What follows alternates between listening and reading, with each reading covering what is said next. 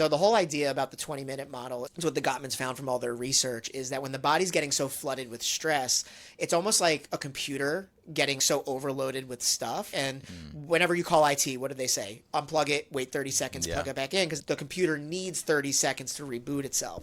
So that the 20 minutes is our reboot.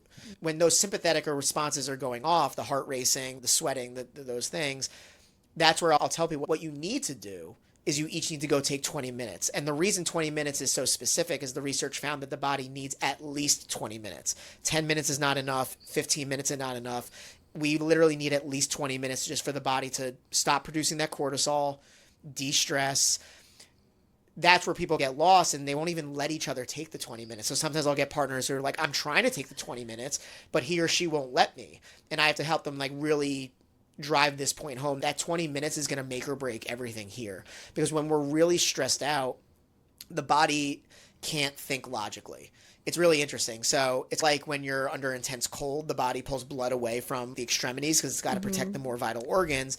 The same thing happens when we're flooded with cortisol, is the body actually pulls blood away from the prefrontal cortex, which is where we're doing our logical and critical decision making. So if you're in high intense conflict, you're flooded with stress, emotions are running high, emotions going up, logical critical thinking's coming down. So it's not a coincidence that couples are like, I can't think straight, we're not hearing each other, you're not explaining things clearly, because we physiologically are incapable of doing so.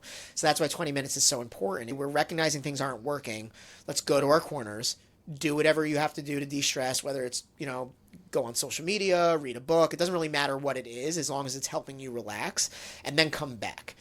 As long as we come back to the table, you're still going to be able to address what we need to, but it's so important that we stay in that more calm physiological state so that emotion comes down and critical thinking goes up, because that allows us to see things from the other perspective. When we're so emotional, we're so locked into our way of seeing things that that's why we can't hear what the other person is saying. We're not capable of doing so.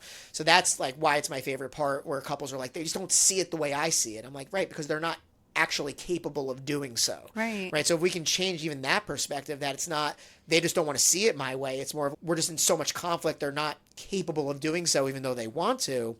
We can really take a huge step forward in resolving it. Yeah. I love that computer analogy you used. Yeah. I'm just picturing That's a like good one. my Mac with 20 tabs. Yeah. Just like working so hard, and at a certain point you just got to shut the computer down. And what happens when the computer gets overloaded? We're like, come on, let's go. Yeah, And you're we're going so stressing it out slow. more, right? So it's our version of unplugging it and plugging it back in.